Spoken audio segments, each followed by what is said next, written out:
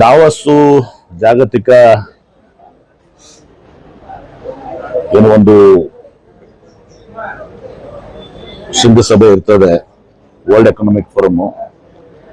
ಅಲ್ಲಿ ಪ್ರಮುಖವಾಗಿ ಆರ್ಥಿಕ ನೀತಿಗಳ ಬಗ್ಗೆ, ವರ್ಲ್ಡ್ ಎಕನಾಮಿಕ್ ಫೋರಮ್ ಅಲ್ಲಿ ಯಾವ ರೀತಿ ಜಾಗತಿಕನ ಎಲ್ಲ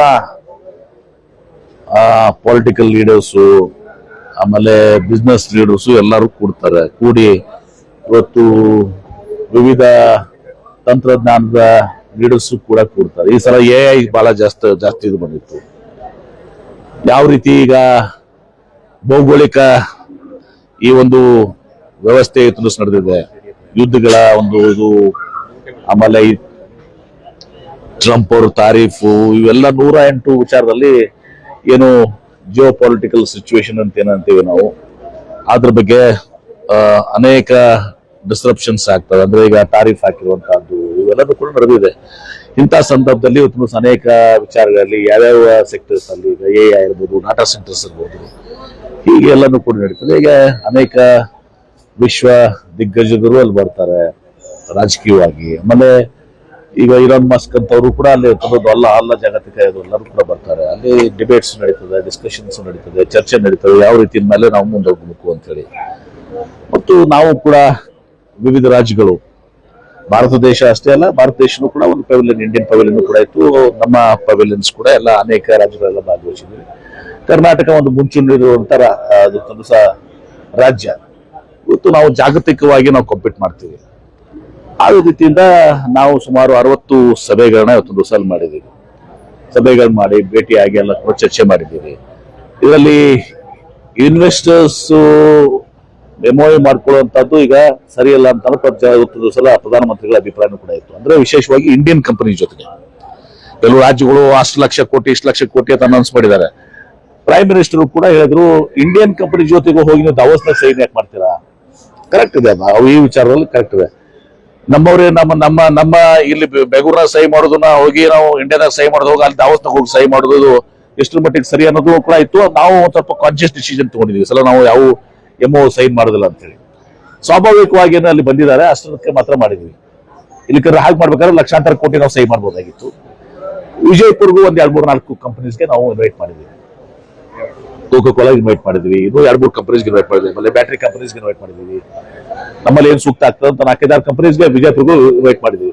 ಇನ್ವೈಟ್ ಮಾಡಿದ ತಕ್ಷಣ ಅವ್ರು ಬರೋದಿಲ್ಲ, ಬಂದ್ಮೇಲೆ ಅವ್ರು ಡಿಸ್ಕಷನ್ ಮಾಡ್ತಾರೆ, ಬಂದ ಜಾಗ ನೋಡ್ತಾರೆ, ಆಮೇಲೆ ವಾತಾವರಣ ನೋಡ್ತಾರೆ, ಇನ್ಸೆಂಟಿವ್ ನಾವು ಏನ್ ಕೊಡ್ತೀವಿ ಅವ್ರಿಗೆ ಅದನ್ನ ರಿಯಾಯಿತಿಗಳನ್ನ ನೋಡ್ತಾರೆ. ಇದೆಲ್ಲ ನೋಡಿ ಇವತ್ತು ದಿವಸ ಆಗ್ತದೆ. ನಮ್ಮ ಪ್ರಯತ್ನ ನಿರಂತರವಾಗಿದೆ.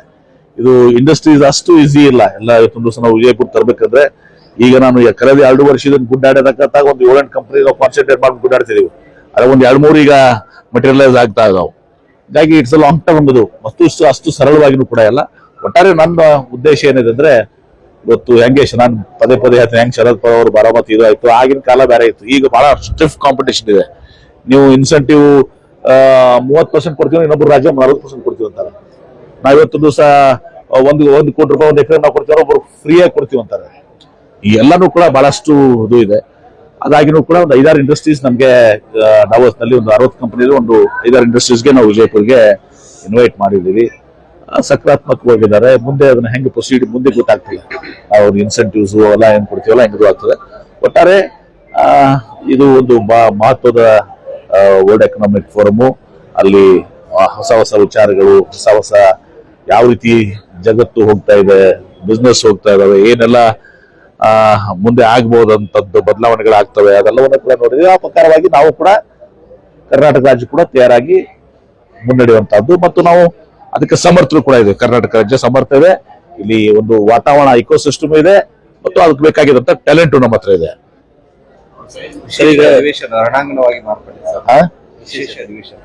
ನೋಡಿ, ತಮ್ಗೆ ಗೊತ್ತಿದೆ, ಗವರ್ನರ್ ಅಡ್ರೆಸ್ ಫಸ್ಟ್ ಹೊಸ ವರ್ಷದಲ್ಲಿ ಪ್ರಥಮ ಏನು ಅಧಿವೇಶನ ಆಗುತ್ತೆ, ಅದಕ್ಕೆ ಗವರ್ನರ್ ಅಡ್ರೆಸ್ ಇರಬೇಕಾಗ್ತದೆ. Governor is the voice of the government ಇವತ್ತು ದಿವಸ ಏನು ನಾವು ಅವ್ರಿಗೆ ಇದು ಕೊಡ್ತೀವಿ ಅದನ್ನ ಓದ್ತಾರೆ. ಹಿಂದೆಲ್ಲ ಓದಿಲ್ವಾ ಅವರು? ಇದೇ ಗವರ್ನರ್ ಓದಿಲ್ವಾ? ಓದಿದಾರಲ್ಲ. ಈಗ ಯಾಕೆ ಮಹಾತ್ಮ ಗಾಂಧಿ ರೋಜ್ಗಾರ್ ಯೋಜನೆ ಅನ್ನೋದು ಒಂದು ಮಹತ್ವವಾದಂತ ಯೋಜನೆ ಮೊನ್ನೆ ಕೊಟ್ಟಿದ್ದೀನಿ ನಿಮ್ಗೆಲ್ಲ.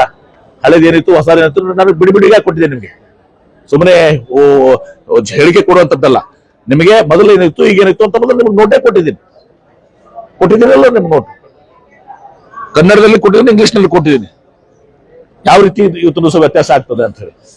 ಹೀಗಿದ್ದಾಗ ಇದ್ರ ಬದನ್ನ ನಾವು ತಿರಸ್ಕಾರ ಮಾಡಿ ಇವತ್ತು ನಮಗೆ ಇಲ್ಲಿ ಮತ್ತೆ ಪುನರ್ ಸ್ಥಾಪಿಸಬೇಕಾದ್ರೆ ಮಹಾತ್ಮ ಗಾಂಧಿ ರೋಜ್ಗಾರ್ ಅದು ಜನರ ಹಕ್ಕು. ಇವತ್ತು ದಿವಸ ಇದು ಸ್ಥಳೀಯವಾಗಿ ಉದ್ಯೋಗ ಸಿಗಬೇಕಾಗಿದ್ದು ಪ್ರತಿಯೊಬ್ಬರ ಹಕ್ಕು.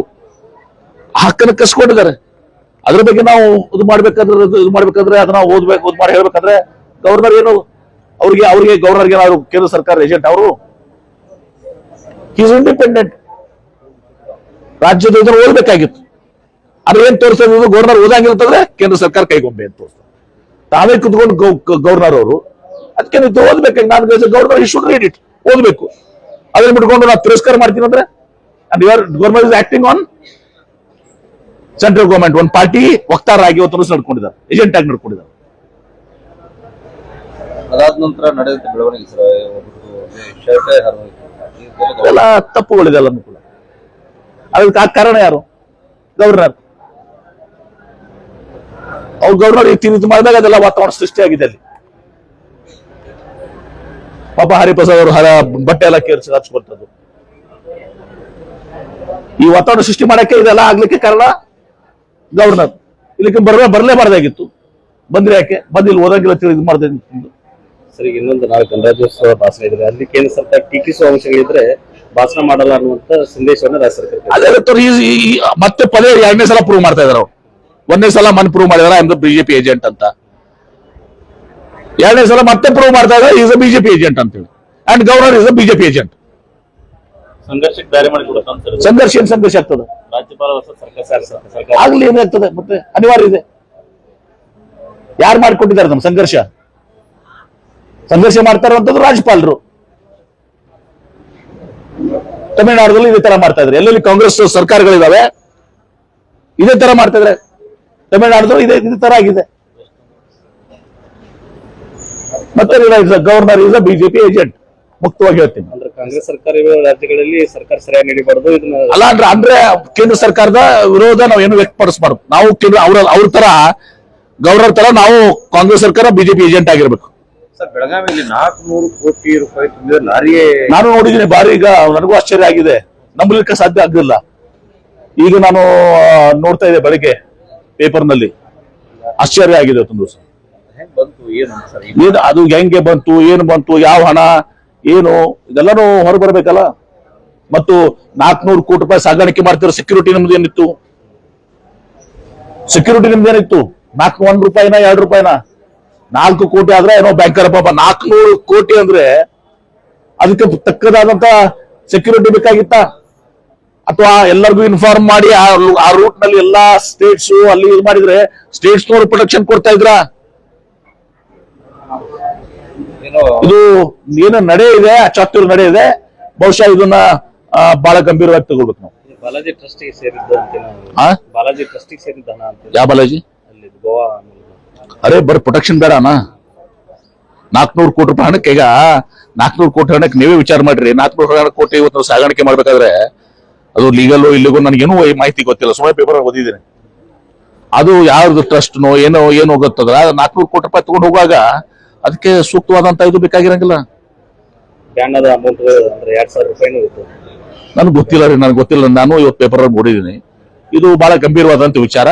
ಇದು ಸೂಕ್ತವಾದಂತ ತನಿಖೆ ಆಗ್ಬೇಕು.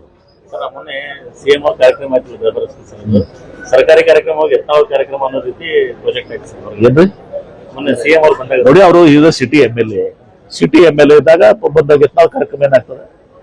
ಆತರ ಪ್ರಾಜೆಕ್ಟ್ ಆಯ್ತು. ಯಾರು ಪ್ರಾಜೆಕ್ಟ್ ಯಾರು ನೀವು ಮಾಡ್ಕೊಂಡ್ರಿ?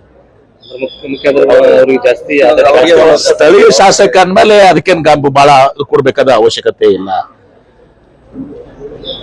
ಏನ್ ಯತ್ನಾಳ್ ನಮ್ಮ ಪಕ್ಷಕ್ಕೆ ನಾವು ಬರ್ಲಕ್ ಹೇಳ್ತಾ ಇಲ್ಲ, ಬಂದ್ರು ನಾವು ತಗೊಳ್ಳೋದಿಲ್ಲ.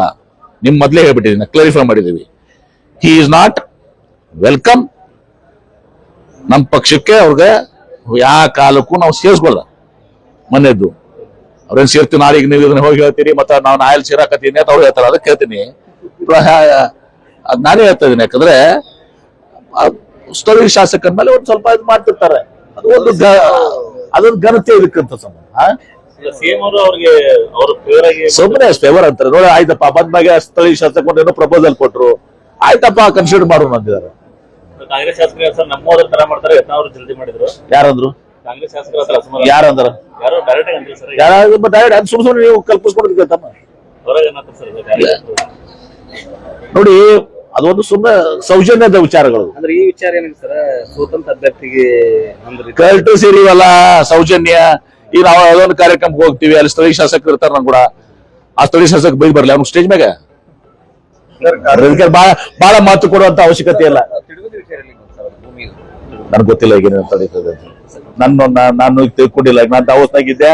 ಆಮೇಲೆ ಇದೇನು ಇದೆ ಒಂದೇ ನನಗ ಇಂಡಸ್ಟ್ರಿ ಡಿಪಾರ್ಟ್ಮೆಂಟ್ ಅವ್ರಿಗೆ ತಿರುಗುದಿ ಒಂದೇ ಇರೋದಲ್ಲ.